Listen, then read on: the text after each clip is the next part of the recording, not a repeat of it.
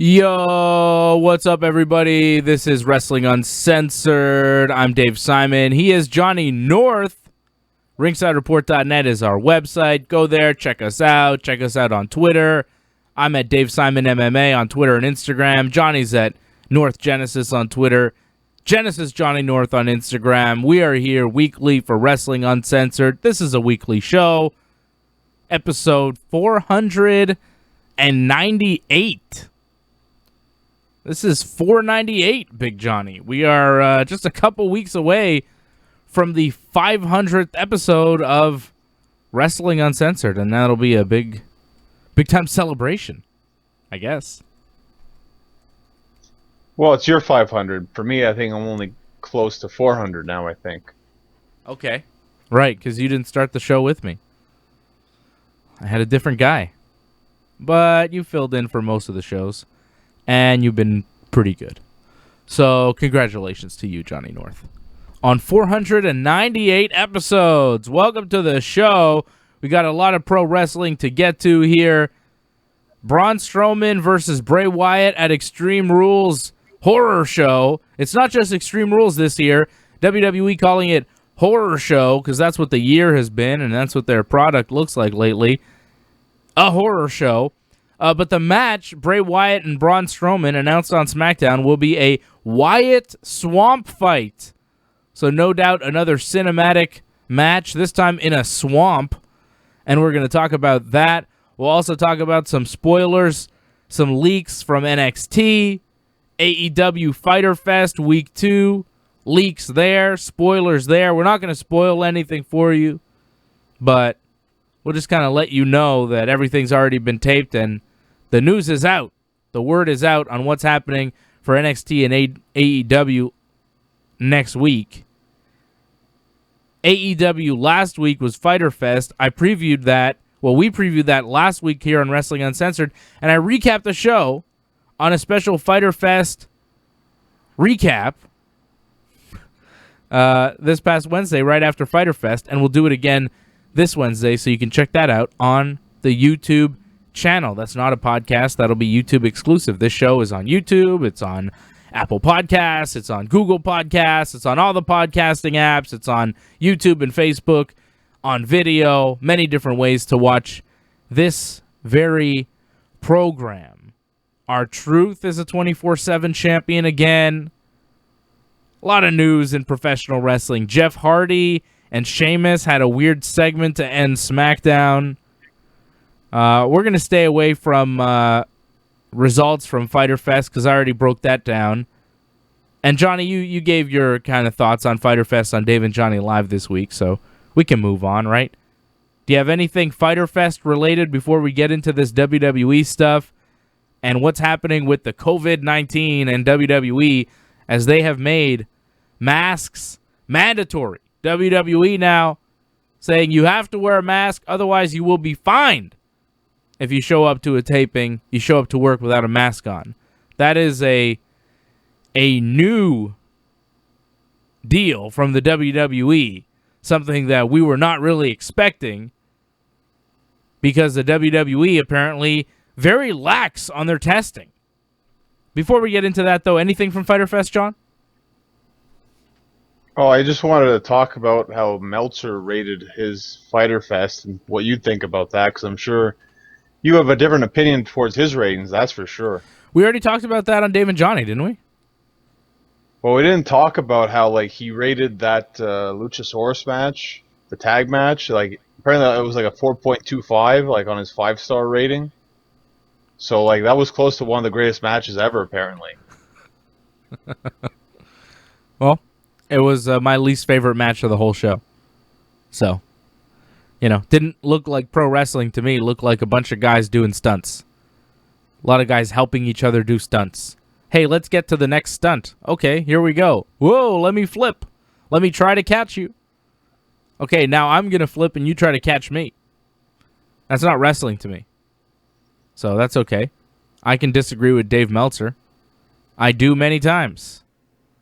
I think Dave Meltzer is he's good at what he does, I guess. People listen to him. People read his stuff. He's good at documenting history the way he sees it. I'm not sure he gets the full story all the time, though. That's kind of my thing with Meltzer. It's like, well, he's telling his side of his sources. Sometimes he gets the story, but other times I think it's kind of a miss. And sometimes I feel like maybe he's just making things up to get people to subscribe to his deal. Sometimes, it just sounds like educated guesses. People, not just Meltzer, but a lot of different wrestling people will come out and be like, we've heard that when Roman Reigns comes back, he's due for a big push. It's like, well, okay. You've fucking seen Roman Reigns many times. You know how the WWE books him. You think he's going to get pushed when he comes back? Yeah, obviously, It's just like an obvious thing that they trot out as insider information, and I think it's disingenuous. I don't like that stuff. We hear Undertaker's going to go into the Hall of Fame when they do a Hall of Fame again. Oh, yeah? Okay. I heard that too. We hear Seth Rollins is due for a title run at some point in the next 2 years. Yeah, okay. I heard that too. You know what I'm saying, John? A lot of things are kind of obvious WWE guesses, and they're like, yeah, this is news. It's not news. They don't have insider information. Sometimes they do, but I think sometimes they don't, and they're working. It's a work. They're working you for money. And if you're a wrestler trying to do that in a wrestling context, that's one thing. But if you're like, that's a thing in wrestling, like the wrestling business, there are people that are kind of loosely affiliated with the wrestling business in one way or another, kind of like the way I am, but I don't do it the way they do, They work people, but they're not wrestling. Like, you're not doing it for a wrestling angle. You're doing it to kind of take money from people. That's not working. That's carny, There's a lot of carny people, a lot of liars in wrestling. Very underhanded. I'm not trying to accuse Dave Meltzer specifically of that. I think Meltzer is actually one of the more respectable of those types.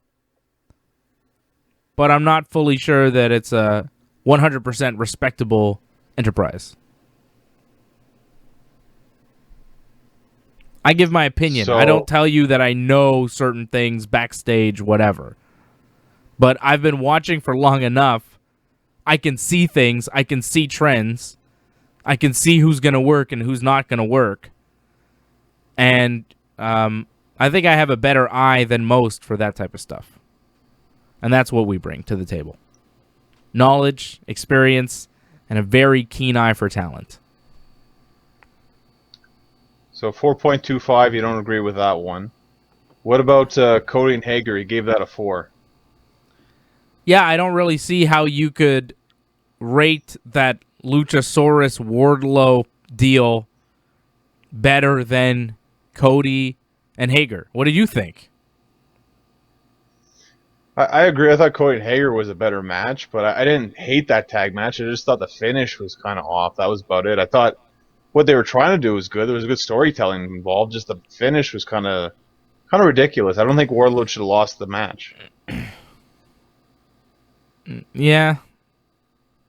I don't know, man. I feel like they do a lot of stuff that's like they take too long to set things up, And it's just like, okay, you're waiting to hit a spot. You're just standing and turning to get hit with something. You know it's coming, and you're just kind of, okay. I don't believe it. It's not that believable, their work.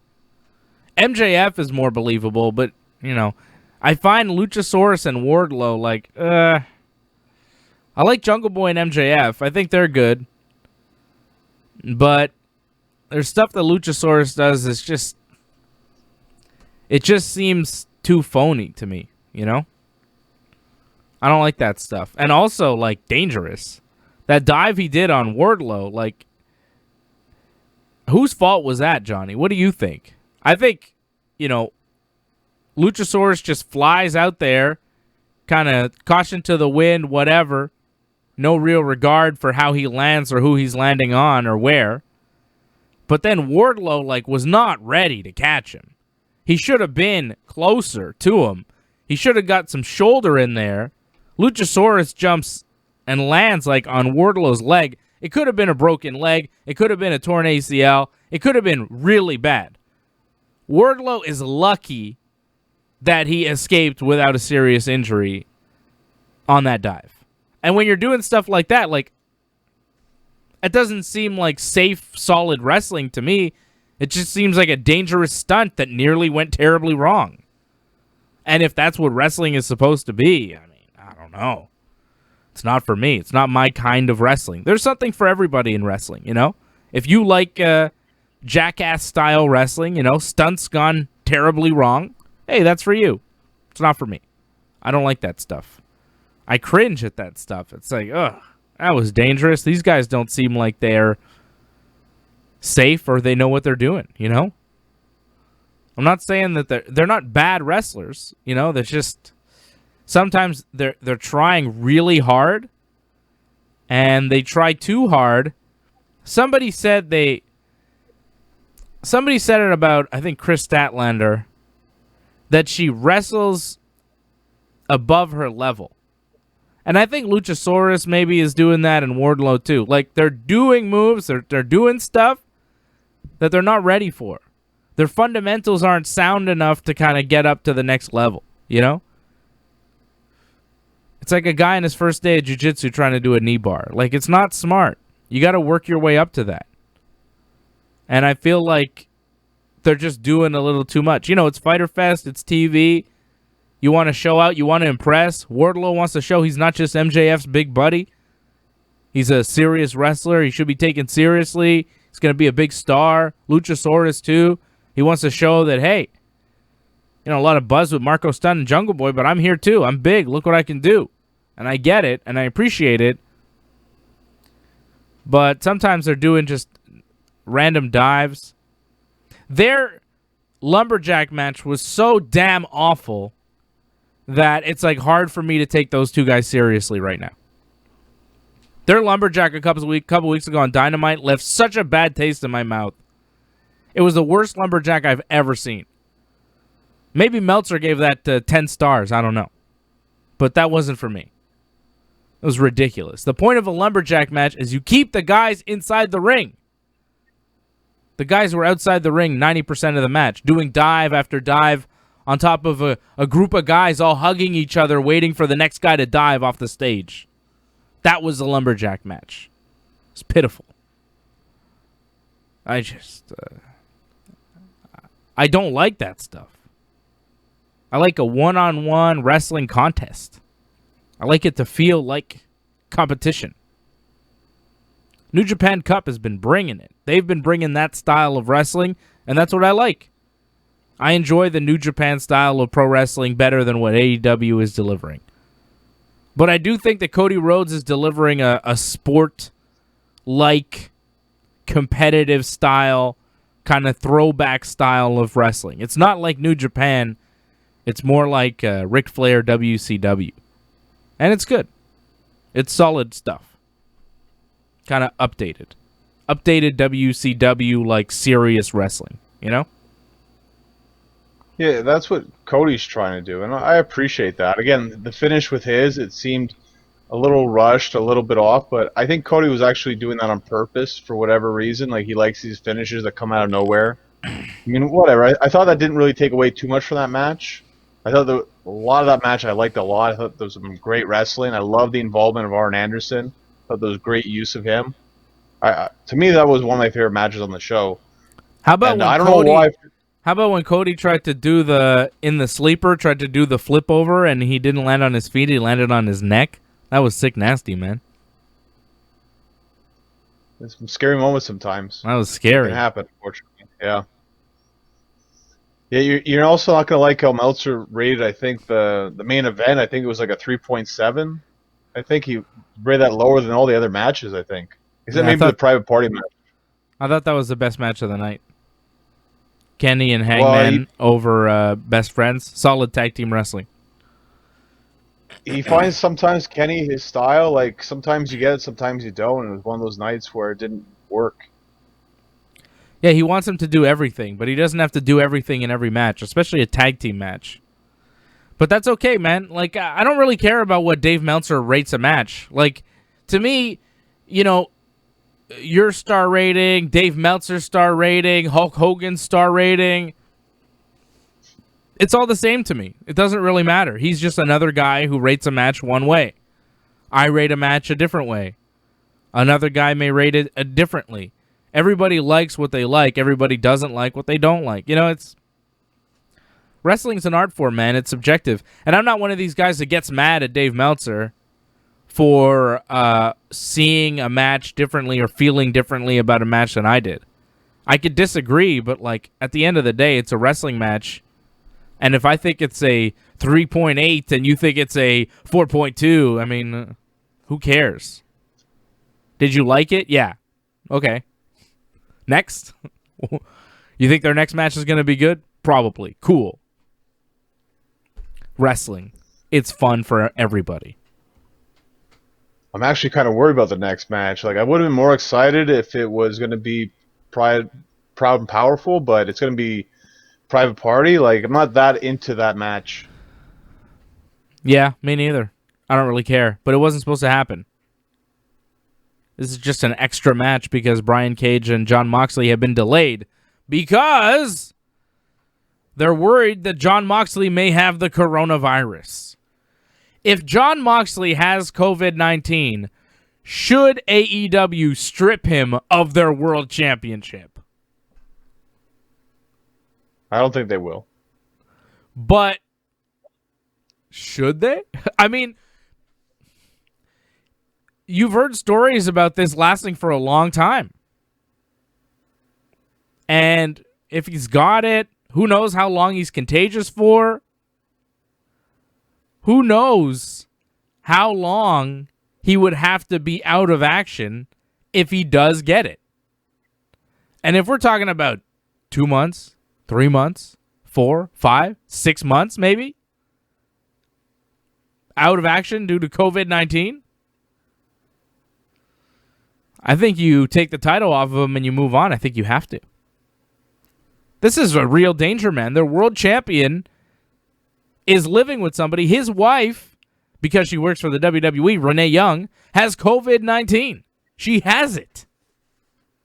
She's not the only member of the WWE team that has it. Kayla Braxton has it. Apparently, Kayla had it in, like, March, and now she has it again. Or, like, the symptoms came back. It's not clear what exactly is going on with Kayla. I thought once you had it and you had symptoms, you couldn't get it again, but maybe that's not true anymore. This whole thing is kind of confusing. I try not to pay too much attention to all the COVID-19 details because they seem to change very often. So once you get all the like info down, you maybe stop paying attention for 3 days and it's like, oh no, all that stuff you heard last week, that's all wrong now. It's been debunked. Here's the new information. I'm like, God damn. Why am I even paying attention to this stuff? I just watch wrestling. Forget it.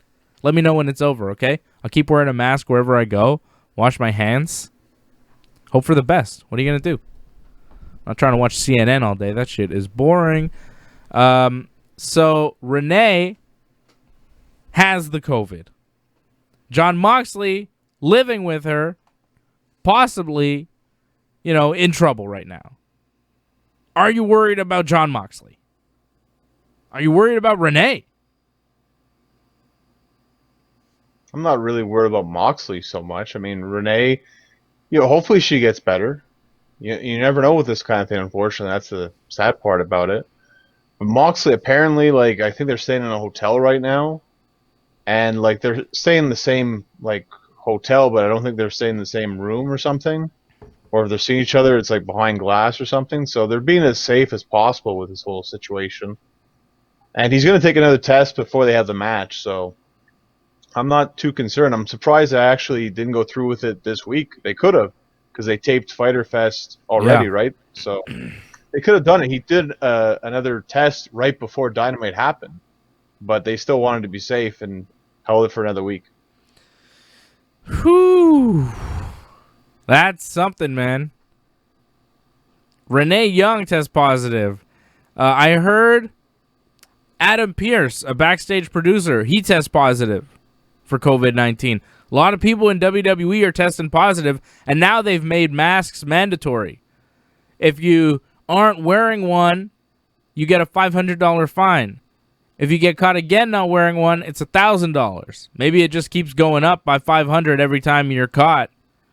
But, I mean, I guess when you go to the ring and just before you go to the ring, if you're a wrestler, you're allowed to not wear a mask, right? But everybody else, they have to wear masks. And you're seeing it in the crowd now. Everybody's wearing a mask. Johnny, you said you saw on Smackdown people weren't wearing masks, but everybody I saw was wearing a mask. I didn't notice anybody maskless on Smackdown. Most of the people in the crowd, the developmental talent, they were wearing masks. I saw 2 people not wearing masks at all, and I saw at least 1 or 2 people, like they had their mask, but they had their mask down. I don't know if they're allowed to do that or not, but I saw that. Maybe there are some of those people that don't believe in masks, you know? Maybe they're those types of people. There are those people out there. A whole heap maybe of them. They have issues too, though. Maybe it's tough for them. They have some sort of medical condition possible as well. Well, you shouldn't be a wrestler then, so there's that.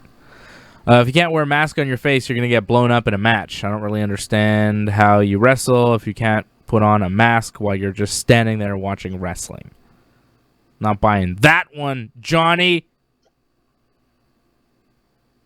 Okay? So everyone has a condition, man.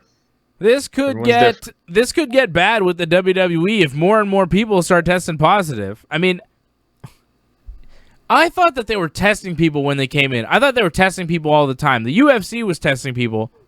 WWE said that they were doing stuff. They were, I thought they were testing. Did you not think that they were testing people before Raw and SmackDown tapings? You believe that, but apparently I guess it wasn't happening. I guess they were just doing the temperature checks and that was it. AEW's been testing people. UFC's been testing people. WWE's been testing their temperature. Is anybody surprised that there's a WWE coronavirus outbreak right now? Well, we say outbreak. They haven't named any wrestler yet that's tested positive, right? No. A lot of people are missing in action pretty mysteriously, though. Sheamus, in a segment that he for sure should have been doing in the ring with Jeff Hardy. This was the main event segment of SmackDown. For some reason, they are still pushing this Jeff Hardy is a guy with substance abuse issues, and Sheamus is pushing that on him. So there's a toast to Jeff Hardy, and this is the main event segment of SmackDown. There's like a waiter in the ring, tons of liquor and champagne, all sorts of booze in the ring. And I figure Sheamus is going to come out and say, oh, we're going to toast Jeff Hardy, fella, da-da-da-da-da. No. Jeff Hardy comes out. And then Sheamus is via satellite. He's at his home bar cutting this promo on Jeff Hardy, saying he's out of touch with reality and this and that. It was not great. It was kind of awkward because Sheamus wasn't even there. When Jeff Hardy got physical with somebody, he just attacked the waiter, beat him up, hit the swanton, and that was the end of SmackDown. That was it. That was the whole show. Not only was it a crappy main event, but it was bizarre and a little bit mysterious that Sheamus was not actually in the building for that segment he so obviously needed to be in the building for, so that they could pull it off and make it halfway decent, even though this storyline is abhorrent. The fact that they are pushing this on Jeff Hardy, who has real-life substance abuse issues, real issues with alcohol, they're filling him with booze, alcohol bottles, whether or not they're real or not. I mean, some of them have got to be real. They gave him a glass of champagne. Maybe it's not real champagne, but hey, you're still simulating it. You're still making a wrestling storyline out of it. It's a terrible thing. Not only is it offensive to Jeff Hardy, his family, his fans, and anybody watching wrestling, but it's also not even entertaining. It's like not fun to watch. It's boring. We're over it. I thought Jeff won. Apparently Sheamus won at like Backlash, and Maybe they're going to have another match at Extreme Rules. I don't know. I don't care. I don't even care about this thing. And this was the main event of SmackDown. So many things to pick apart that are wrong with this thing. The Jeff Hardy storyline, the fact that they're mocking the fact that he's got serious abuse of alcohol issues, that's terrible. The fact that it's a bad storyline that's boring and not even being played out that well, also horrible. Fact that it was the main event of SmackDown this week, super bad. And Sheamus wasn't even there because no answer. Why wasn't Sheamus there? Where's Sheamus? Why was Sheamus at home?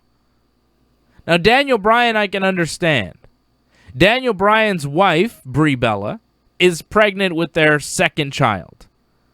And she's been pregnant for a while, so I'm assuming that she could give birth soon. So, Bryan is at home. He left.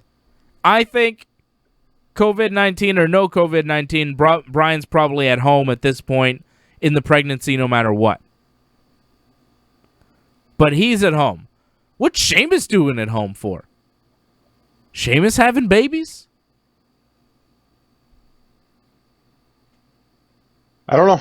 I don't know why he decided not to be there, or maybe they decided to play it safe. Who knows? They're not saying which wrestlers have tested positive, so they're not saying that they're not saying that any wrestlers have tested positive. And apparently some WWE wrestlers have contacted some wrestling news sites to find out what information they have, because the WWE isn't telling their talent jack shit. Kevin Owens is home. Sami Zayn is home. Roman Reigns is home. We know those three guys are home because they don't want to be around the WWE during the pandemic time. Sami has been home since WrestleMania. Roman's been home since like the week before Mania. And Kevin Owens just went home recently after a few people in WWE tested positive. He said, "Oh, I'm out." He was on Raw appearing. All of a sudden, he disappears. WWE doesn't tell you why, but you know why. Kevin Owens is telling you why. Kevin Owens is going out on Twitter telling you to wear a mask. Listen to Kevin Owens. When you're in a public space, when you can't keep 6 feet, wear a mask. It's not that difficult. It's not impeding on your freedom. It's not a political issue. It's just a safety issue. Oh, here we go. It's very simple. I'm just agreeing with Kevin Owens and I'm echoing his statements. And if more people in the WWE wore masks, they might not be in the predicament that they're in right now. Renee Young, Caleb Braxton, Adam Pearce, all people that we know that work for WWE that have tested positive. They're not the only ones. Where are the Usos? Well, one of them's injured. Like, he wasn't even around, like, before all this happened. Where's Naomi? She did, like, a backstage promo last week, maybe? Where's she been? Yeah, I think she's going through, like, a gimmick change or something. Like, something different's going on with her. I don't know what exactly. I think she's getting repackaged. There are people that are missing. Who else is missing, John? I know I'm missing some people. There are some people that just haven't been around. And you're like, huh? Where's Shayna? I didn't see Austin Theory. Shayna Baszler wrestled Becky Lynch at WrestleMania.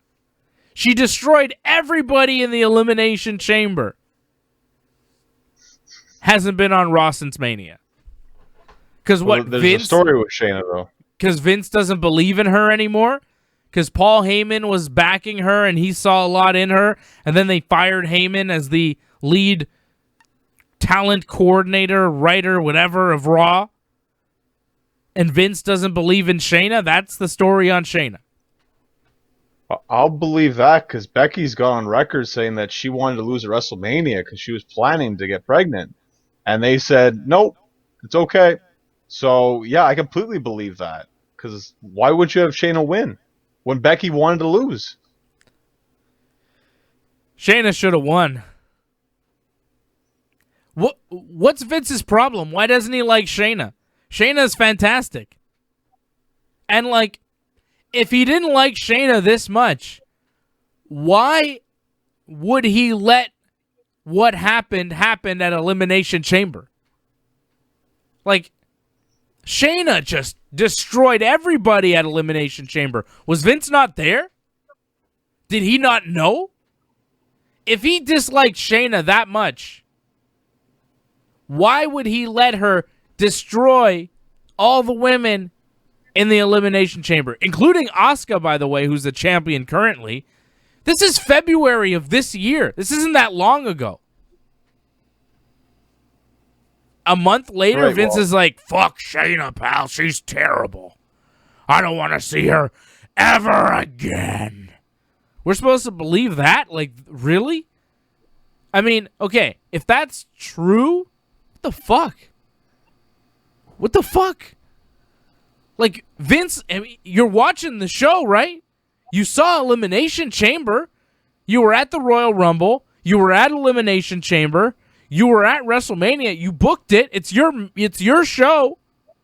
Why did you let Shayna go all the way to Mania and lose to Becky? Why even give her that spot? Why? If you hate her this much that you don't even want to see her on TV ever again, I mean, is this the end of her career? I can't imagine. When is the last time that this has happened in the WWE? That somebody has main evented Mania. I mean, not main evented, but still. And then just poof, disappeared because Vince decided they suck. Oh, I'm sure it's happened before. Nothing comes to mind right now. Yeah, but nothing I'm comes sure to it's mind happened. because it hasn't happened.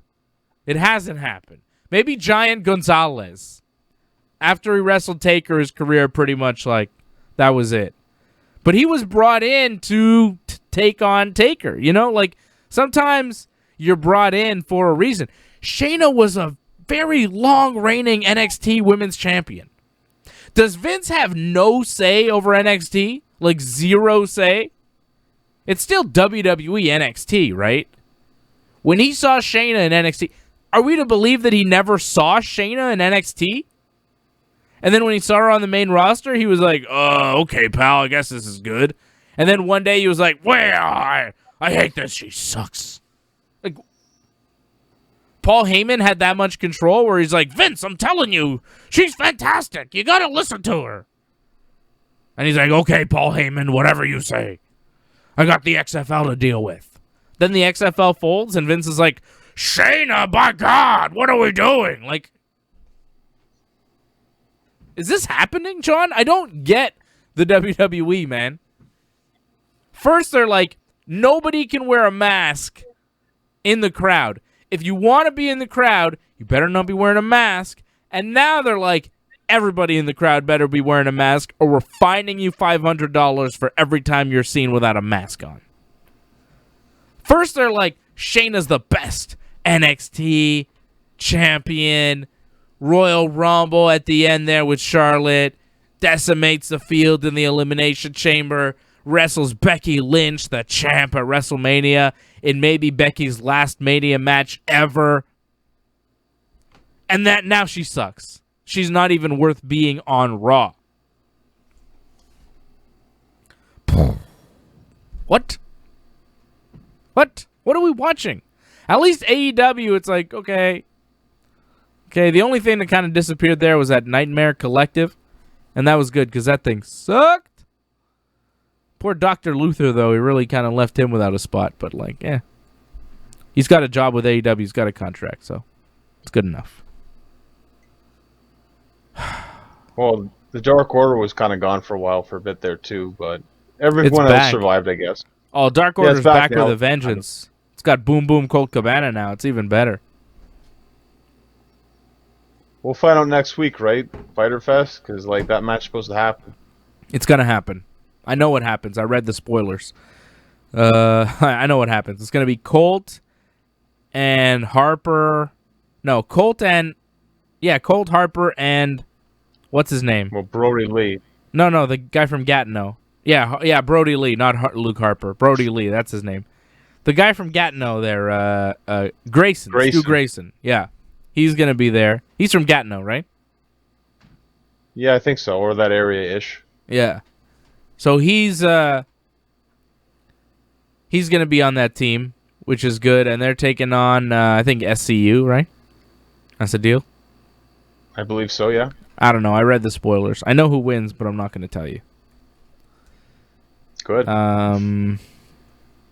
Yeah. So, Shayna, like, what do you think, man? Do you think they bring her back? Or is that the end of her WWE career because Vince thinks she sucks? Like, that's the rumor, that Vince McMahon thinks she's the worst, and that's why she's been pulled off TV. But if that's true, why was she given all this earlier in the year?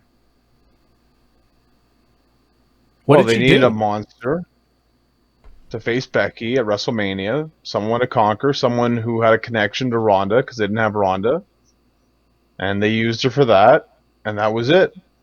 And it was better just to have Becky forfeit the title than her to actually lose to Shayna. But what about when Shayna was on Raw, she was like breaking people's arms? Remember she like ended Sarah Logan's career? Remember that? I think the Sarah, pretty sure that was like before WrestleMania, the Sarah Logan thing. Was if I'm it? not mistaken. The arm breaking stuff? I thought she did arm breaking stuff after Mania. No, I think that was after, man. After she lost, she was like really mad and she was hurting people. Oh yeah, that was the Money in the Bank kind of lead up, but still that led to what? Her not winning Money in the Bank. Yeah, I thought she would win. So,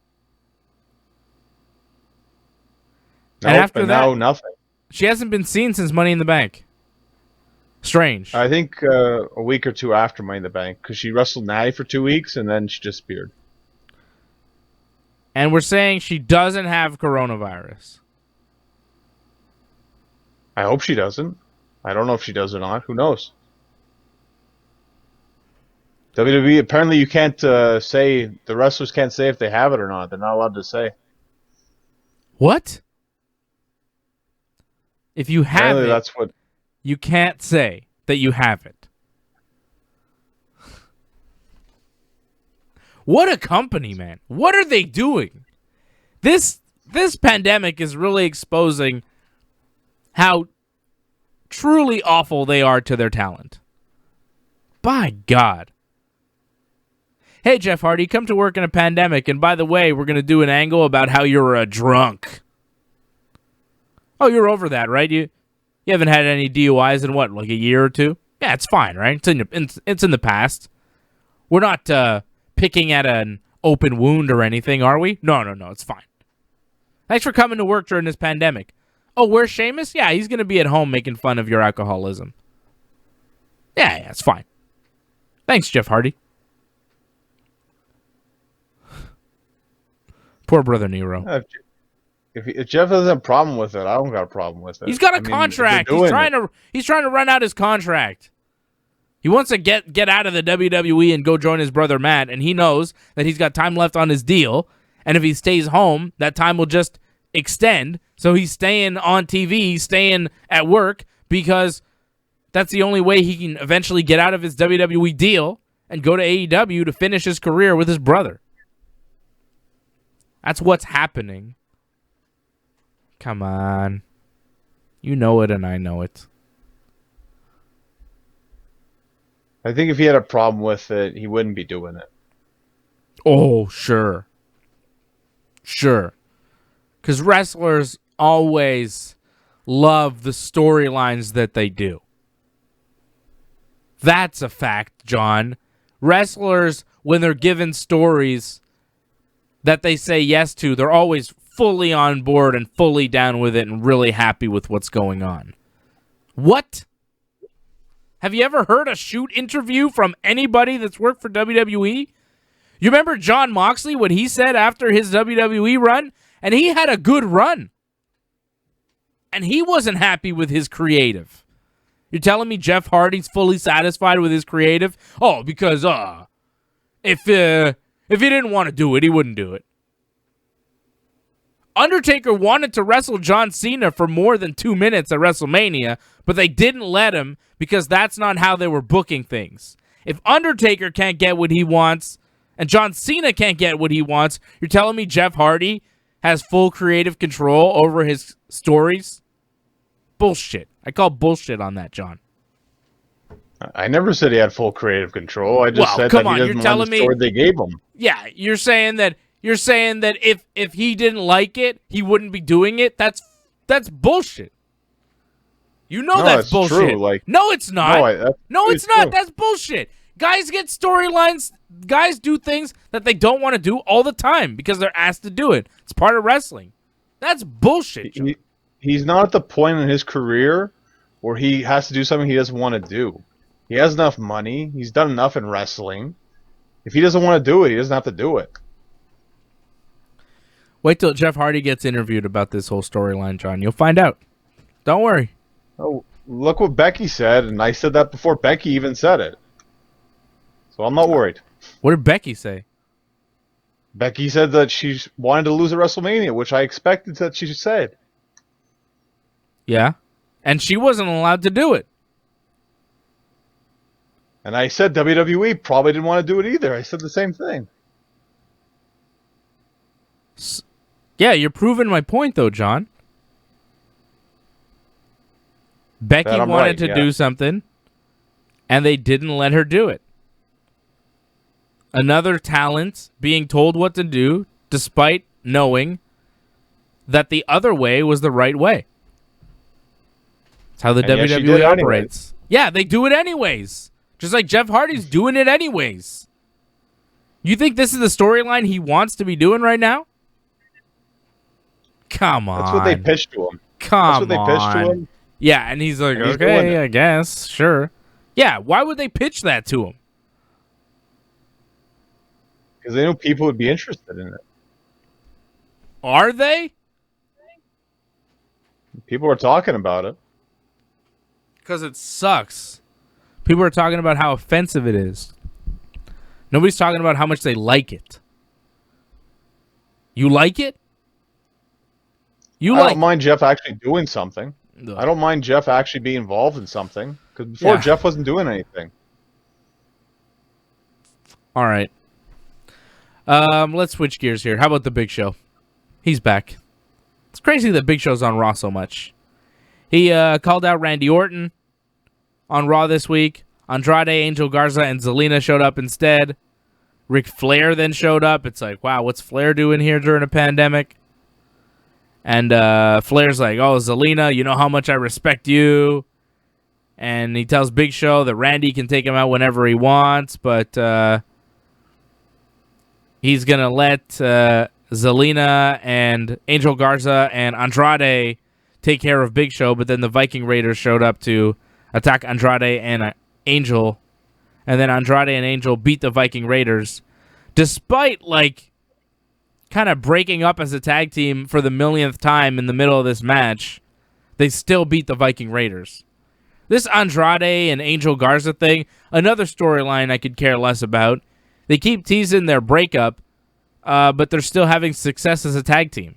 They're like the top heel tag team on Raw, probably going to get a tag team title shot against the Street Profits. I don't get the Andrade, Angel Garza, like, are they going to break up, are they not deal. But I did like Ric Flair giving his endorsement to Zelina Vega, Andrade, and Angel Garza.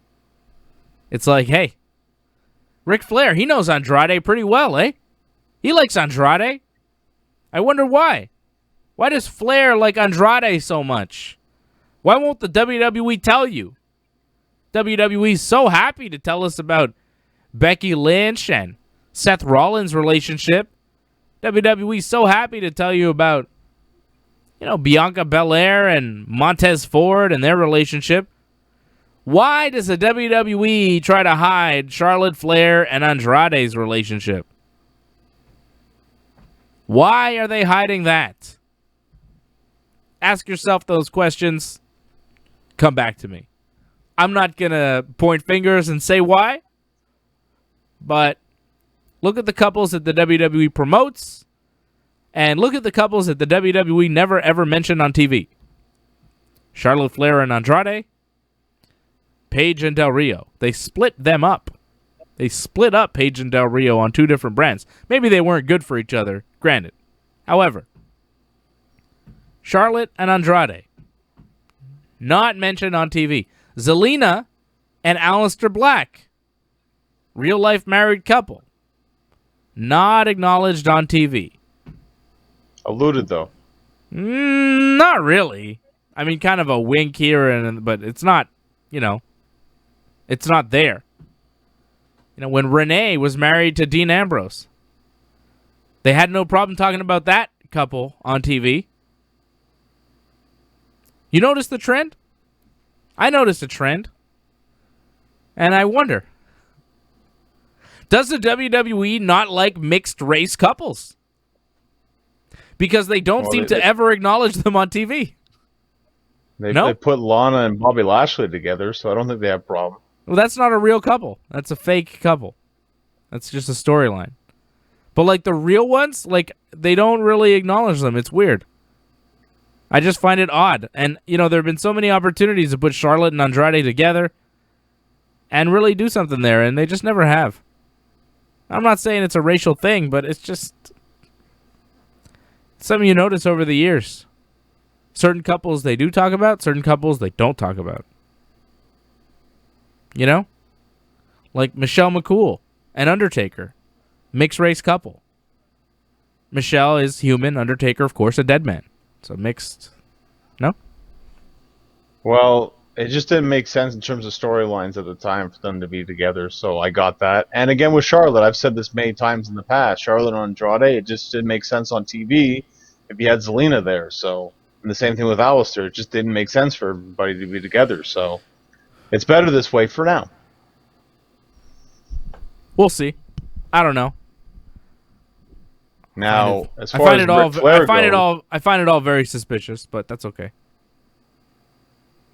That's okay.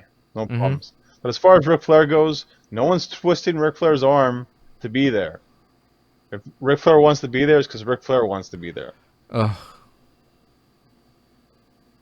How about the WWE being a responsible company and saying, Ric Flair's a legend, he's over 70, it's a pandemic, let's not invite him to Raw and keep him safe. Because we know that if we offer Ric Flair the chance to be on TV, he's going to take it because he loves it. How about the WWE being responsible? How about they make the decision for him? No? You're not down with that? Because Ric Flair's so necessary in this storyline right now. We need Ric Flair to be here to enhance this program between Big Show and Randy Orton. Put Flair's health at risk. Put Flair's life at risk. He's just one of the greatest legends that the sport's ever seen. Who cares?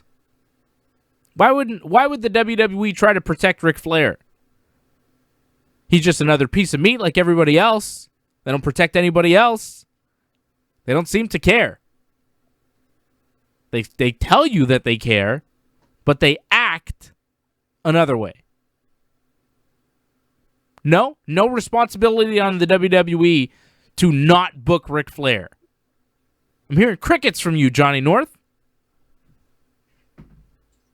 If Ric Flair wants to be there, it's on him. What about the WWE's responsibility?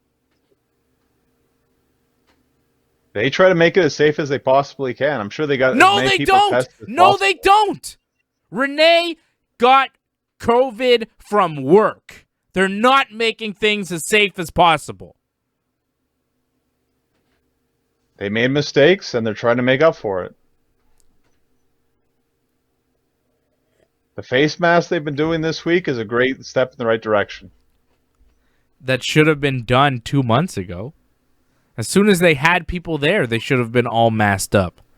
Especially if they were only checking their temperature. They're not even testing people. How are you defending this? I don't understand how you're defending this. I really don't. Oh, it's fine to book Ric Flair. He's just 73 years old. He's had serious health complications. Oh, it's fine. It's Ric Flair's choice. How about the WWE being a responsible company and taking care of their people? You don't think the WWE should take care of their talent at all? I'm sure they try to make it as safe as they possibly could for Ric Flair. I don't think they put him at risk if they didn't think what they leads put him in you a situation to where he's at believe risk. that? What makes you say that? You have no evidence. It's just, I think it's safe. I think it's safe. It's clearly not safe, man. Look at what's happening. It's not safe. I see a lot of wrestlers there. You trust them. I see a lot of wrestlers still there wrestling. Why is Sarah Schreiber doing all the backstage announcing? Well, they only have one interviewer now, it seems. Oh, and why is that? Because things went horribly wrong last week. Because WWE is super responsible, right, John? Right.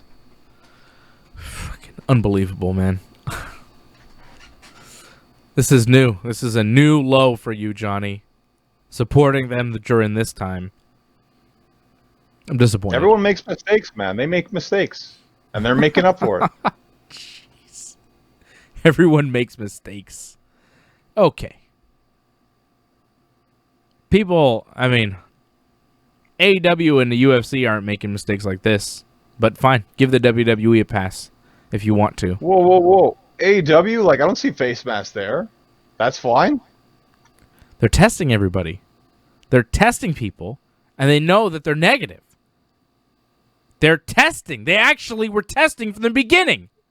What are you talking about? You're going to tell me the people in the crowd? They're not testing those people. A lot of them are wearing masks, and those people are way, way back. Way distanced. Not like the WWE. Come on. Come on. You know the WWE's coronavirus protocol has been a mess from day one. Continues to be a mess. And compare it to the UFC and AEW who've been running this whole time. How many people from their outfits have been testing positive compared to the WWE? The WWE has way more people than the UFC and AEW combined because they were slow to react, because they didn't install proper protocols, because they weren't even testing people when this thing started. When they started doing the no fans thing, they weren't even testing you. They were checking your temperature. That's a joke. That's shameful. And that's what Johnny North is defending here on this show. They made mistakes, and they're making up for it. Yeah, I'm defending that. You're just willing to accept any mistake and forgive it. People make mistakes. It sucks. Okay. Johnny North, WWE apologist, once again. Never fails to apologize for big corporations that don't give a shit about him. WWE would give you coronavirus and let you die, and they would not give a shit, John. They would not care. They wouldn't even give you a tribute show. Facts. I don't think they're that evil.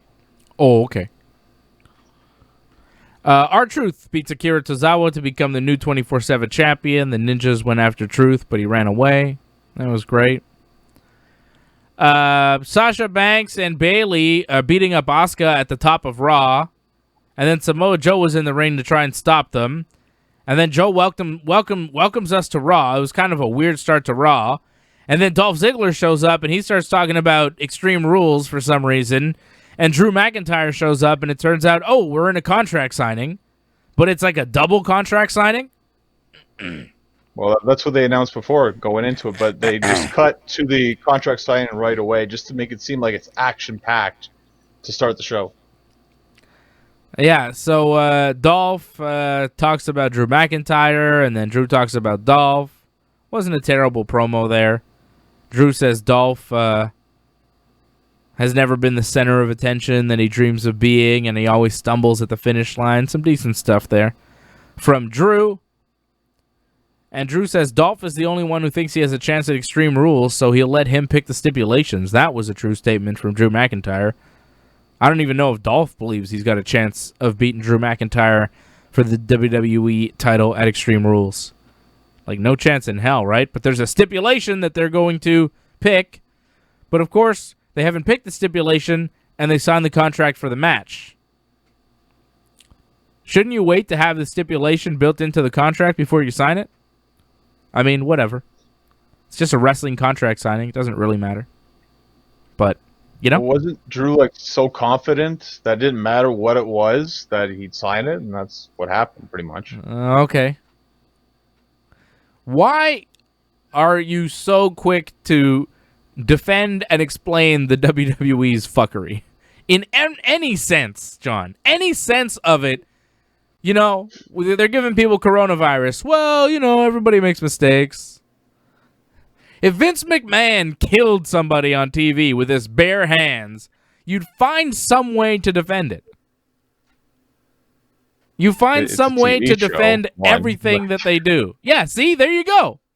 There you go. You'd be like, oh, it wasn't real. Vince is in jail, meanwhile. John's like, well, everybody makes mistakes. Vince has been in jail on TV before. No, I'm talking about real life, John. It's maybe you can't differentiate between real and fake. Okay, the coronavirus is not a wrestling storyline. It's a real thing that's happening. And the WWE not testing people is not like a storyline. That's like a real thing that they were really not doing. I know sometimes with wrestling, it's hard to tell what's real and what's not. But the face masks weren't real for a while. What? They didn't have face masks before. Right. They didn't acknowledge it whatsoever. They still haven't acknowledged the virus whatsoever on WWE. Only AEW has acknowledged it. Yeah. Isn't that not problematic? That they try to ignore reality? Well, they're trying to can't ignore reality. From reality. It's like Donald Trump, man, ignoring reality. You know? That's what he does. This guy's crazy. Two crazy old fucks, man. Donald Trump and Vince McMahon. I think they're starting to lose it, and they're starting to fuck up their companies in a major way. I think it's gone far enough with both those guys. It's kind of like, okay, they are starting to sink the Titanic here. Somebody else needs to take the reins because shit's not going so well. Both of those guys, Trump and McMahon, fucking guys are losing it. Well, Vince is already planning to have fans back in the arenas before anyone else, so I think Vince will be fine. Yeah, except New Japan's going to do it next week, so not before anyone else. And they're not going to be fine, and they're not going to have fans. And that's all Vince McMahon, again, not in touch with reality. He's completely in his own bubble. He has no concept of what the real world is like. And he thinks he's going to have fans before everyone else. He's fucking delusional. You're losing it, Vince. You're fucking losing it. Do you care about Seth Rollins and Rey Mysterio and Dominic and all that stuff? Because I'm, like, over it. Seth and Murphy beat Aleister Black and Humberto Carrillo. They tried to put Humberto's eye in the ring steps after the match, but Aleister stopped them. That's still happening. I guess Seth and... What are they going to do? It'll be like Seth and Murphy and Austin Theory against Aleister and Ray and Dominic or something? Or Humberto and Ray and Dominic? Or Humberto, Ray, and Aleister? Or is it going to be Ray versus Seth one-on-one at Extreme Rules? Is Ray even... What are they doing? Well, I didn't see Austin Theory, and they didn't even mention him whatsoever, so he might not be involved in this He's equation, got coronavirus! So. I mean, come on, man. Where is he? They didn't mention him and he wasn't there? I didn't even notice. He must have coronavirus. I'm not going to, start speculation and stuff like that. But I think what they might do... I'm going to pull a Dave Meltzer. I'm going to pull a Dave Meltzer. Sources tell me that Austin Theory has coronavirus, all right? I've got inside sources in WWE. They tell me that Austin Theory... He may have... Okay, my inside sources tell me that Austin Theory may have coronavirus. That's breaking news, okay? Austin Theory may have coronavirus. So if he doesn't, I hope he does. I'd be like, yeah, I said I may have coronavirus. I haven't been tested for it. Who knows? Johnny North may have coronavirus. I have sources that tell me that Johnny North might have coronavirus. That sounds pretty ominous, doesn't it? Doesn't that sound like news? Like Johnny North might have coronavirus. Might means like, yeah, you might not. Everybody might have coronavirus at this point. I might have coronavirus, but I don't. Uh-oh. I don't know. I don't. You haven't been tested. Well, that's it, but neither have you, John. Neither have you. So you might have coronavirus. Austin Theory might have coronavirus because he works for WWE, and they're not testing. Maybe they are now. I don't know. I think they started, like, last week, which is like, what the fuck? I thought they were testing people this whole time. They just started testing people last week. Is that... Okay, can you not admit that that's a little bit late to be testing people, a little late in the game, considering what AEW and UFC's been doing? Of course. That's shameful that they did that. It's terrible. Thank you. Fuck, man. They're not perfect. They're far from perfect, WWE. They make lots of mistakes. Horrible mistakes. There you go. And now they're paying for it. There you go. Finally. I knew but that they're... going to completely bury them. Well, I'm not fully... I mean, I'm still watching the show. It's not very... a lot, though. Well... They have the money. Come on, man. They fired all these people. They don't treat their people very well. You know? Temperature checks. That's what gets me. Temperature checks for your talent that's coming in close contact with each other. That's not good enough, man. It wasn't. And now they finally realize it. Peyton Royce beat Ruby Riott on Raw. Nice spinning brainbuster from Peyton Royce. I like that. I like Peyton Royce. Wasn't really a brainbuster. It was a move that Dustin Rhodes does. Whatever. I like Peyton Royce. I like Billy Kay. I like the Iconics. Big Show. Liv Morgan, by the way. Oh, where's Liv Morgan? Coronavirus? I'm not saying that. Just she wasn't there. Inside sources tell me Liv Morgan might have coronavirus. Might not, though. So, take that for what it is. Big Show beat Andrade and Angel Garza. Andrade and Angel Garza were double booked on this show? Yeah, that's what really sucked. Like, they beat the number one contenders pretty much, became number one contenders, and then they lose afterwards in a handicap match. Like, they just bury the tag team division again. What the fuck are they doing, man? What are they doing? Why? And then it made it look like they're going to break up. Like, it was really bad. I hated it.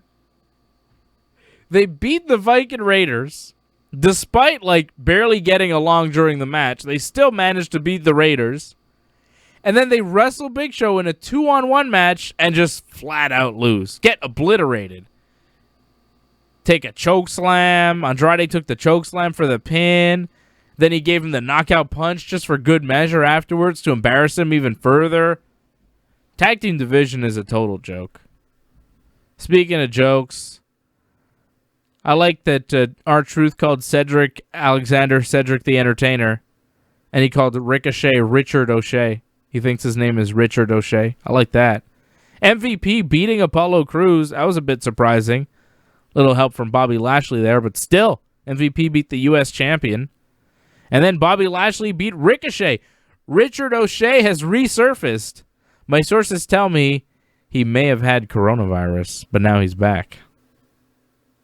But he may not have had... My sources tell me he was on main event the whole time. Like, he didn't have corona. I don't... Oh, shut up, John. Shut up. Well, my sources they lied to me. They're wrong, okay? They were bad sources. I have terrible sources. Yo, my sources don't watch main event. Okay, they don't know. My sources are just liars, That's what's really going on. They just lie. They told me everybody has coronavirus. My sources told me that everybody might have coronavirus. Everybody. Where's Xavier Woods? Somebody told me he might have coronavirus. Even though he's definitely got like a torn Achilles and he's been playing video games this whole time. That guy's been isolating big time. Staying at home, playing his video games. I don't think he has coronavirus. I take that back about Xavier Woods. Everybody else, though, might have coronavirus. Unless they've been tested and they don't, and they've tested negative, then they don't have coronavirus.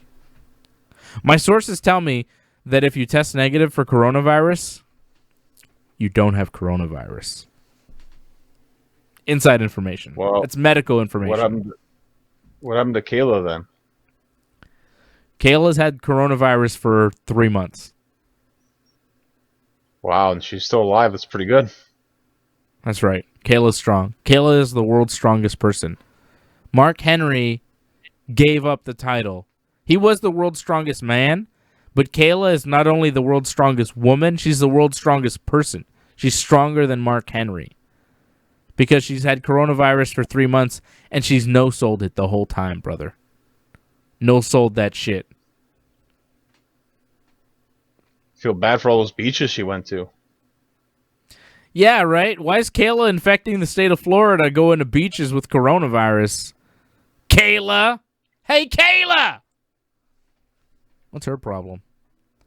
Sasha Banks and Dolph Ziggler beat Asuka and Drew McIntyre in the main event of Raw. Sasha got the pin on Asuka, reversing out of the Asuka lock. Bayley, great on commentary. Sasha losing a really solid match to Io Shirai on NXT this week. And then Sasha ringside for Bayley's match with Alexa Bliss. That Bayley won by disqualification when Nikki Cross just decided to attack Bayley.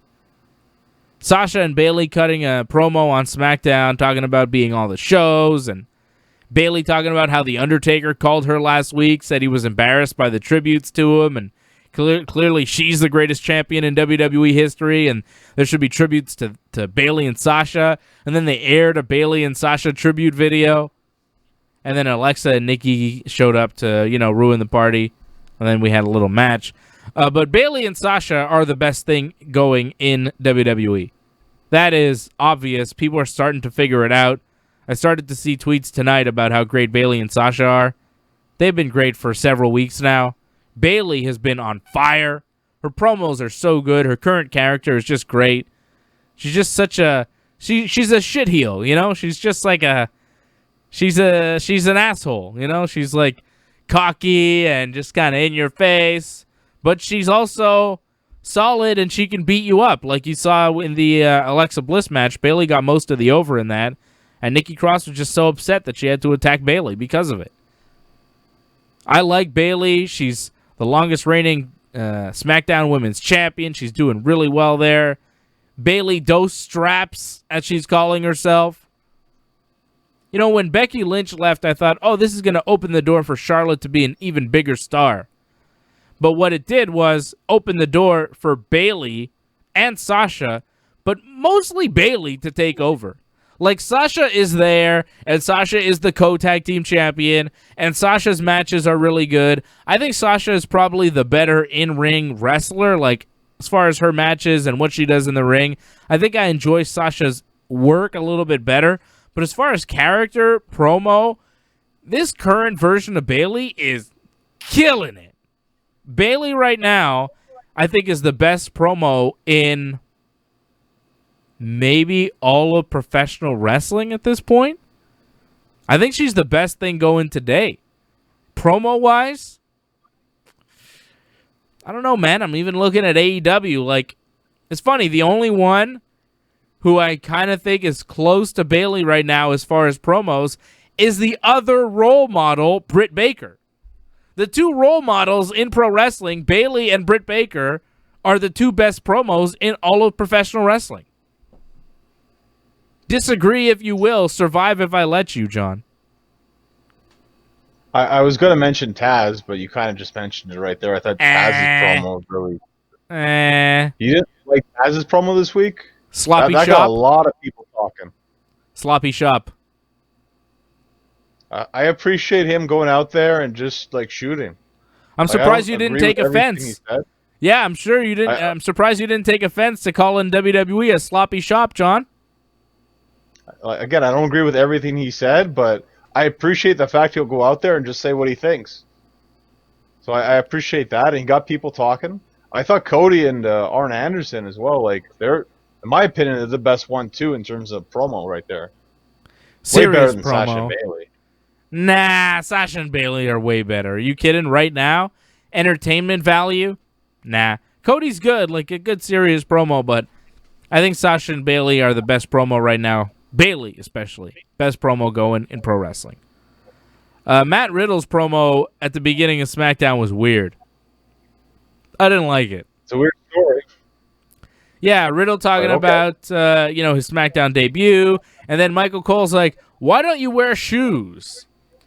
And then Matt Riddle goes into this whole thing about how he went on a trip with his family to Wisconsin and it was really cold and he was going into the hotel pool and then he would run outside into the snow and eventually his foot got frostbite.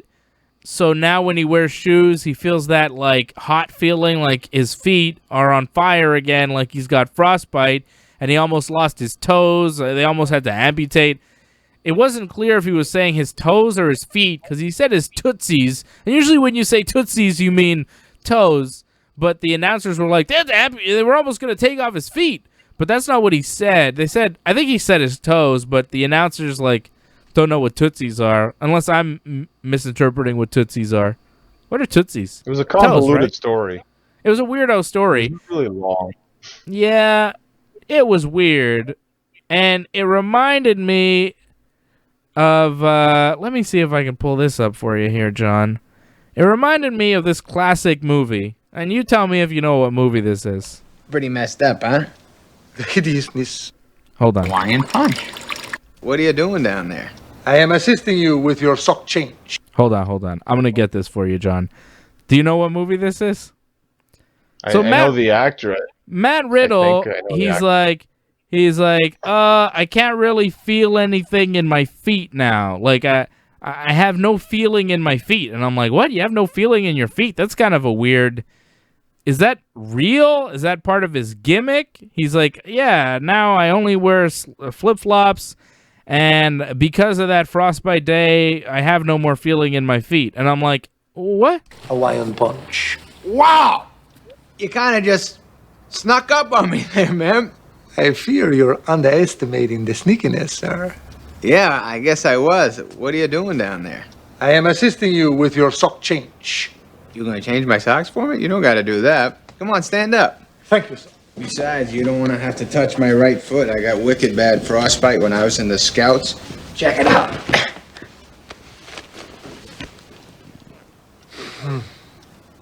Pretty messed up, huh? The hideousness of that foot will haunt my dreams forever. Oh yeah, I've heard that before.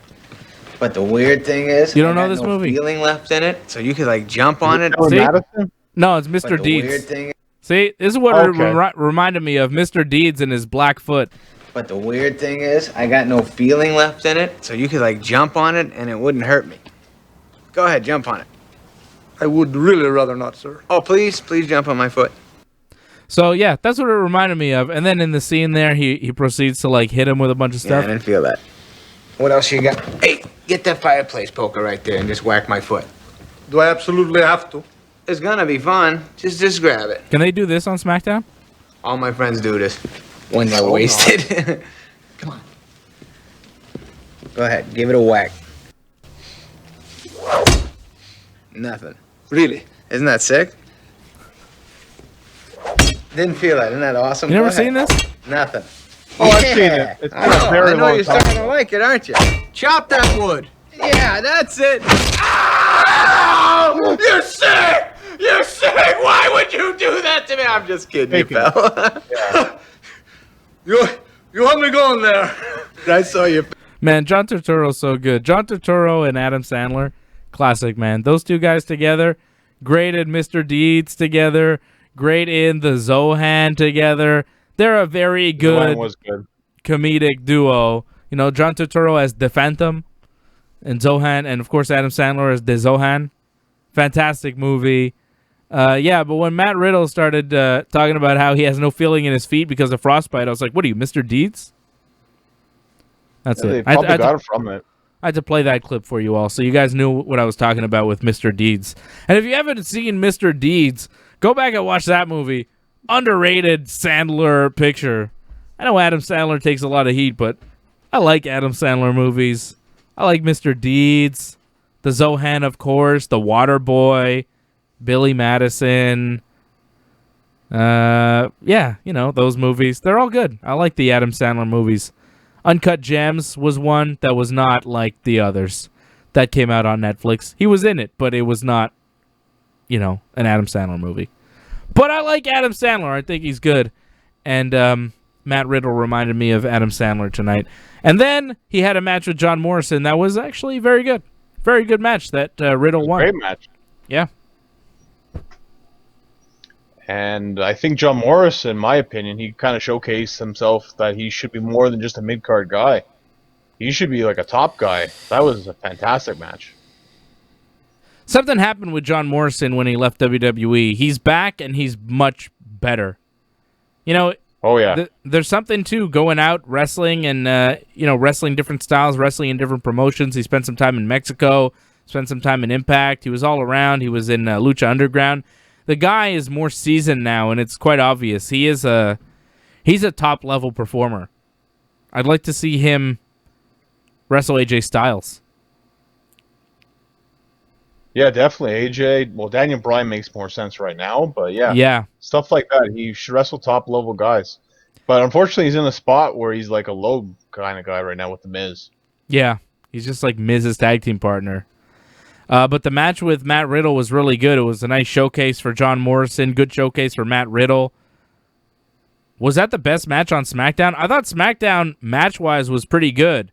You had Matt Riddle, John Morrison, AJ Styles, Drew Gulak, and then Shinsuke Nakamura and Kofi Kingston. Shinsuke getting the win over Kofi. But that AJ Styles, Drew Gulak match was very good. Hits him with a Styles Clash, and then he's like, I'm not done with you. And then he hits him with a phenomenal forearm to retain the Intercontinental title. AJ Styles just playing up that heartless prick gimmick. Daniel Bryan on Zoom during the match doing a bit of commentary. Kind of weird. But that match was really good. Back-to-back great matches. Riddle and Morrison followed by AJ versus Gulak. To me, the show started off on a high, and we just started to go slowly downhill as the show progressed, unfortunately. I don't know why. It felt like the show was in backwards almost. Yeah, the show did start off really well with those few matches that were good, and then, the Jeff Hardy thing at the end. The Braun Strowman narrating a video package about meeting Bray Wyatt and joining the Wyatt family in the swamp. Braun saying, he liked being with the Wyatt family and doing those evil deeds. But he left the family and tried to silence his dark side. But then when Bray Wyatt showed up, it reappeared and his dark side is back. And Braun says to destroy Bray Wyatt, I must become Bray Wyatt. Which, what? And I'm going to drag Bray Wyatt into the swamp and let the gators finish him off. And this was all done in front of a swamp. Pictures of the swamp, video of swamp, and Bray Wyatt and Braun Strowman with the Wyatt family and all that nonsense. And they announced that it's going to be a Wyatt swamp fight at Extreme Rules in a couple of weeks. By Non-title. God. Non-title? As far as I know, it's not even really a match. It's just a brawl, pretty much. What's the point? What's the point of any of this? Extreme Rules looks terrible. Well, was Backlash really that great? No, it was very bad. It was very bad. Man. Wait for SummerSlam. Oh. Every pay-per-view now from WWE. Money in the Bank sucked. Backlash sucked. Extreme Rules looks terrible. Other than that one match at Backlash, Edge and Randy, everything else was pure garbage. I think I gave that pay-per-view a 3 on 10. Compare that to Fyter Fest. Fyter Fest was much better than Backlash. Say what you want about it being like an overblown episode of Dynamite, sure, but if that's a pay-per-view, it kind of is, it's Fyter Fest. If you want to consider that show and compare it to Backlash, what was a better show? Like Fyter Fest a million times over, right? Right, but people aren't comparing that. They're comparing the Great American Bash to Fyter Fest. That's what the comparison is right now. Okay, and who wins there? Well, wise, it was WWE. In terms of ratings, it was AEW. So it depends who you're really talking to on that one. The way I looked at it, NXT had its highs and lows. Fyter Fest was pretty decent for the most part. But again, like it wasn't, to me, that wasn't a pay-per-view. Like it was just a really good Dynamite. So that's the best it's going to be. I kind of worry about night 2. I'm not worried. I think it's just going to be a good episode of Dynamite. What are you complaining for? It's not a pay-per-view, it's a better Dynamite. They hyped it as a pay-per-view. Yeah, well, so what? I mean, we know what it really is. It's a TV show. It's not happening on a Saturday night. It's not a pay-per-view. You don't have to pay money for it. It's just another episode of Dynamite, except it's a enhanced version of Dynamite because it's like a semi-pay-per-view. Is the Great American Bash on NXT really a pay-per-view? No, it's just an enhanced TV show. It's just a way to get you excited. Isn't that what the Clash of Champions was at one point for WCW? Just like an enhanced Nitro? Well, really, it was like kind of like a super show in a sense. Like you're kind of getting like this big show just out of nowhere. And if I'm not mistaken, I believe it was to compete against like a huge WWE pay-per-view at the time. You're getting like a free show. Well, when it started, but later on in WCW, they did like Clash of Champions that was just like, this week on Nitro, it's Clash of Champions, right? I believe like the last ever like Nitro, I think they called it a Clash of Champions, if I'm not mistaken. That's what I I'm don't know saying. if they ever officially said that was Clash of Champions, though. For the most part, it was just like a TBS super special. All right. Well, nevertheless, Big Johnny, these Great American Bash Fyter Fest shows, they're not, full-on pay-per-views. They're like semi-pay-per-views. Like AEW, they're not really doing real episodes of Dynamite this month. They're doing 2 Fyter Fests and then Fight for the Fallen. Is that a Dynamite? Is that a pay-per-view? What is that? It's a special Dynamite, right? Well, that's the way I look at it. They'll say this is pretty much you're getting a pay-per-view for free kind of thing, but I just see it as a special kind of Dynamite. And NXT, they're just going to have like themed events. Like, I don't know how a car makes it the Great American Bash, but whatever. And they're probably going to have like, Great Balls of Fire, like the week after the Great American Bash. Like, who cares about these stupid names? I just want to see good matches. And I have to say, NXT, though, they have the main event match I'm looking forward to, which is the title match, winner take all. Yes, Keith Lee versus Adam Cole, winner take all, and I know who wins, and I know that the winner does take all. There is a finish. There is a winner. I know the winner. I will not reveal it to you. Hopefully the match is good. You don't know who wins? I saw a photo. Yeah. So you know who wins. I imagine I know who wins. Well, yeah, you saw the photo. Who's to say that wasn't a fake photo? Okay. Okay, John. I'm trying to save the WWE on everything. Once again, Big Johnny North. Okay.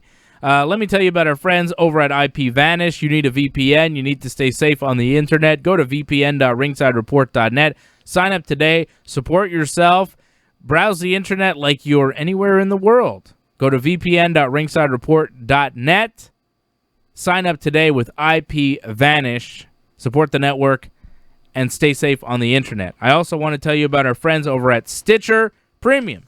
Do not forget to sign up for Stitcher Premium. You go to Stitcher.com/premium to sign up today. Use the promo code Ringside for a free month and let Stitcher know that we sent you. Of course, Stitcher Premium has Wrestling Uncensored, Ringside Report MMA.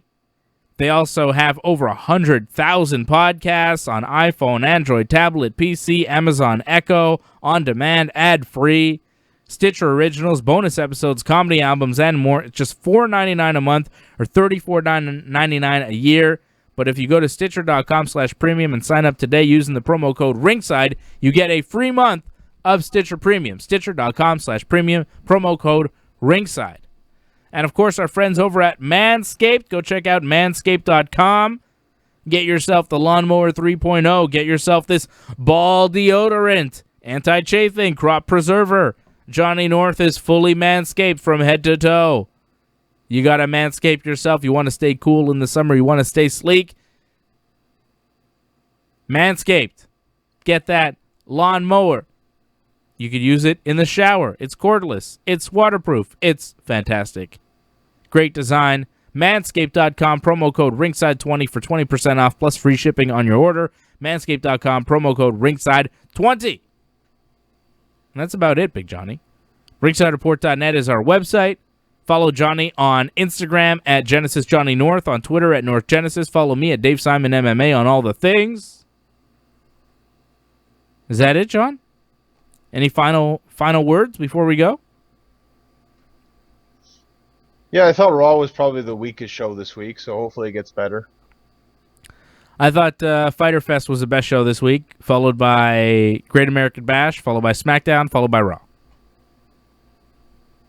Yeah, it's tough. Fyter Fest was good. SmackDown was good. It's tough between those two. Like, it's tough.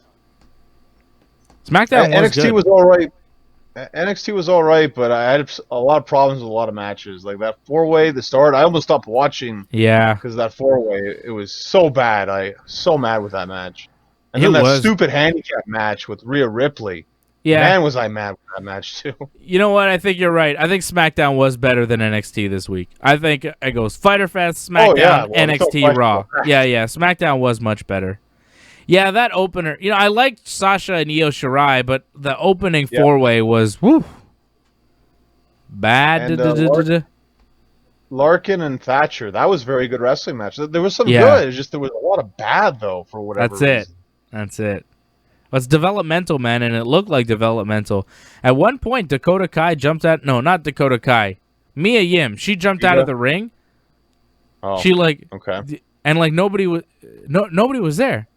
It's like she was supposed to miss somebody and just jump out of the ring, but I think Tegan Nox was on the apron, but she was way back in the ring, way before, and she's back in the ring and Mia Yim is passing her as she's running outside the ring to dive on her, and she's not even there. It was who are you jumping to right now? What is happening? And the only reason she did that was because she had to get out of the ring because Dakota Kai and Tegan Nox had to do their spot and Mia Yim had to be out of the ring for it.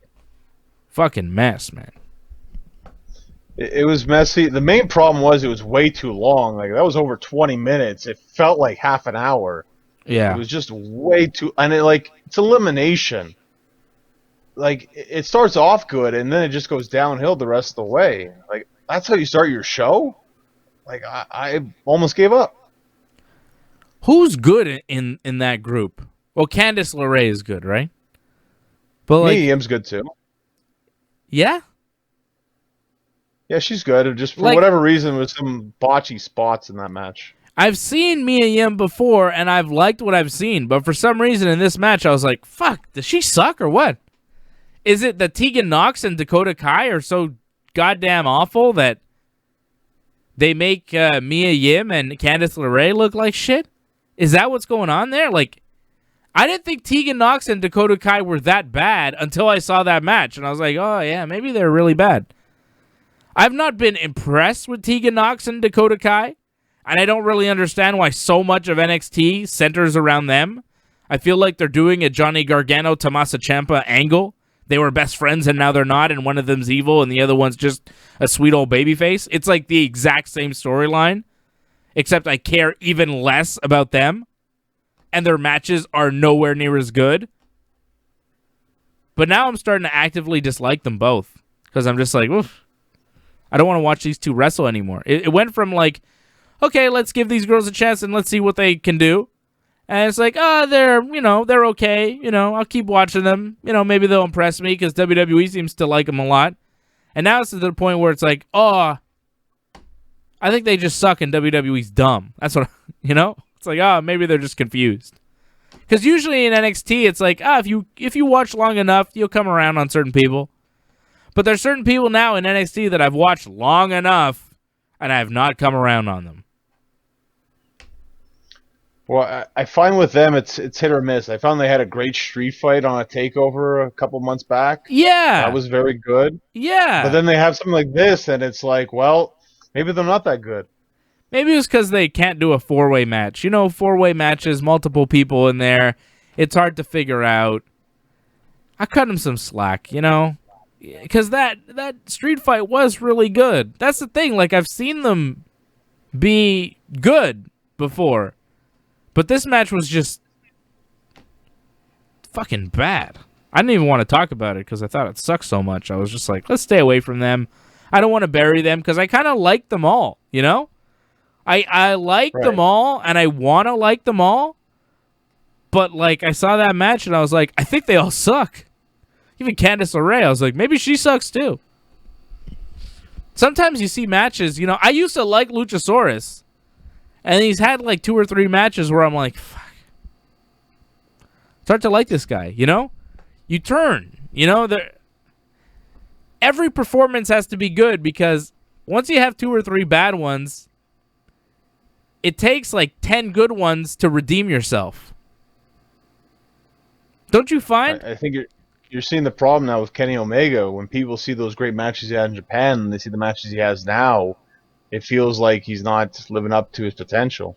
No, I mean, he's not living up to his potential in AEW, but that's the way he's booked in AEW. He still has it in him, and he never has a bad match. Kenny Omega, come on. Fucking comparing Kenny Omega to Tegan Nox and Dakota Kai is an affront to professional wrestling. How dare you? Like, that's offensive, and you know it. You made your list of top 10 greatest Canadian wrestlers of all time, and you put Kenny Omega on it. Make a list of top 10 New Zealand wrestlers of all time, and tell me that Dakota Kai is on it. Because after the Bushwhackers, I'm just putting the Bushwhackers again and again and again until I put the Flight of the Conchord guys on there just because I know they're from New Zealand. I don't care that they don't wrestle. I'll put those guys on my list before Dakota Kai. That's how few New Zealand wrestlers that I can name. Well, I think Rhea Ripley's great, but unfortunately she's being used terribly right now. I don't know what happened. I thought she was from Australia. Yeah, she is from Australia, but whatever. Yeah. I mean, the main point is that she's not being used well anymore. Yeah. Well, she won a handicap match against a man. That match was horrible. Horrible. I can't believe they booked that. I didn't even watch it. I didn't even watch it. I was like, yeah, let me skip to the Sasha Io thing. After that four-way, I was kind of like, whew. Can we get through this? I'm also watching the New Japan Cup, don't forget. So, like, I'm watching a lot of wrestling. I have a lot of wrestling to get through. I can't watch everything. I don't want to watch everything. Like, fucking Robert Stone and Chelsea against Rhea Ripley. Do I need to see that? Or would I rather watch Tomohiro Ishii against Hiromu Takahashi? I'm watching Ishii Takahashi all day. Shit was awesome. I still haven't seen Hiromu versus Okada, but I think that's a semifinal in the New Japan Cup. I haven't seen that, but like, Jesus. You know, WWE's doing their thing over here, and then New Japan's like, yeah, that's cool. Cool story. Here's fucking Hiromu versus Okada in the semifinals of this tournament that we're doing over several weeks. Beat that. And the wrestling business is like,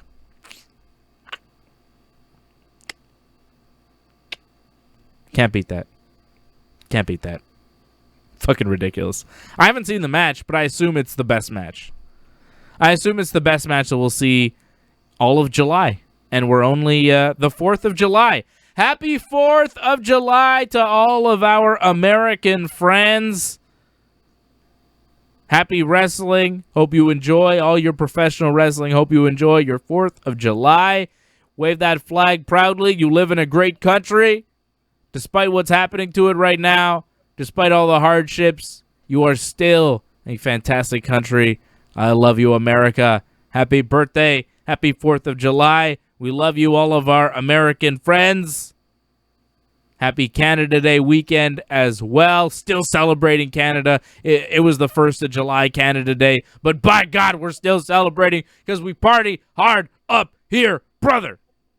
For Johnny North, I am Dave Simon, and this has been Wrestling Uncensored. Yeah. Yeah. Yeah. Yeah.